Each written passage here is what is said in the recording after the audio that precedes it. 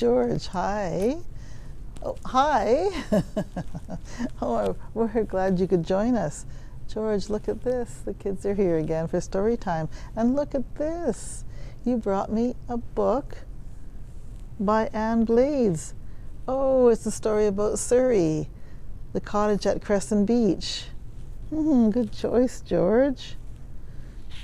It looks like Anne made the illustrations. It looks like watercolors, and told the story of her summers at Crescent Beach. At the end of O'Hara Lane in Crescent Beach, a little yellow cottage stood beside a railway track. The cottage was surrounded by trees and white picket fence with a wagon wheel gate. Here Anne spent every summer with her family. She loved the cottage and especially enjoyed exploring the beach with her friend Marjorie. One morning Anne woke up at 6:30 when the train roared past and shook the cottage. She looked at the shadows of the big maple tree outside her bedroom window. It was going to be a sunny day. Anne was glad because that night they were going to have a wiener roast. She dressed quickly, pulled back the window, and jumped out on the grass. Anne ran across the road, through the Robsons' yard, and stood in front of Marjorie's house. She looked up at her friend's window and whistled 3 times on a blade of grass. Marjorie leaned out the window high over the veranda of the big old house. "I'll be right down," she called softly. The 2 friends grinned at each other. Minutes later they were walking along the railway tracks to the point. A chipmunk chattered at them, and from the beach they heard the sounds of ducks and seagulls. The tide was out. In the narrow channel left between the sandbars, a crab boat slowly chugged across the bay. About a mile along the tracks, Anne and Marjorie climbed down to the beach. They'd walked along the beach many times to collect shells, agates, or driftwood for building rafts and forts. After breakfast, Anne said, "Let's walk up Sandy Trail to the trapeze trees." The trapeze trees were the best climbing trees in Crescent Beach, with narrow, straight trunks.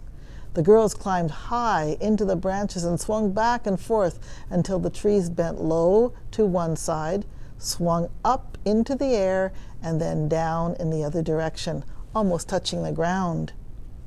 "I'm getting dizzy," said Anne, when they'd been swinging for a while. "Let's go feed your hamster."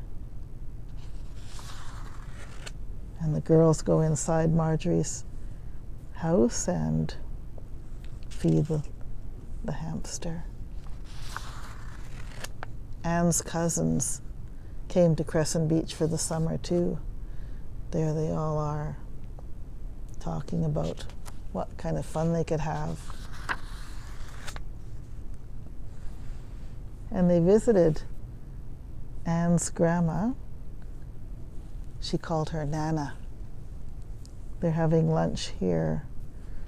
Nana's in the kitchen making lunch, and there are all the cousins, and Anne and Marjorie waiting for lunch.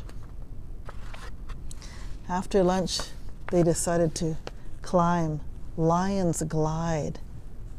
The cousins clambered onto the tracks in front of Nana's house and walked along the rails, balancing with arms outstretched.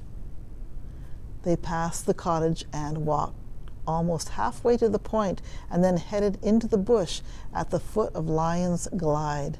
Lion's Glide was a sandy cliff shaped like a lion's head. The first part was not steep, but look at them sliding down the sand. They pull themselves up onto the top of the hill on the flat ground above Lion's Glide and looked across at Point Roberts and the Gulf Islands. There was a haunted, scary-looking house at Crescent Beach, and they dared each other to go inside, and one of the cousins went up to the veranda. They made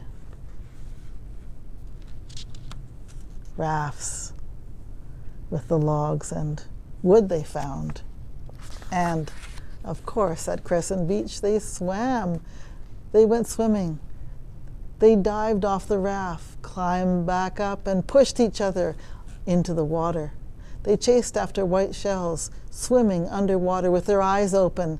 Then they warmed themselves by lying on the hot pebbles on the beach.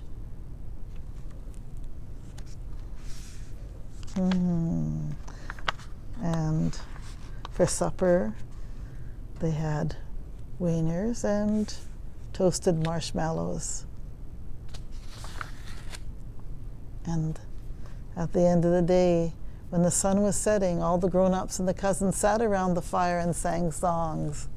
The children stuck candles onto metal pie plates and put them into the water. Then they watched the lighted candles float out with the tide and slowly disappear.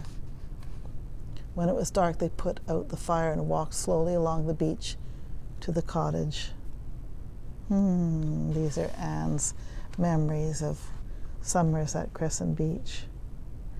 Wherever you are today, I hope you get outside, play, and maybe when you come home, think of a story to write or something to draw and color to remember your day.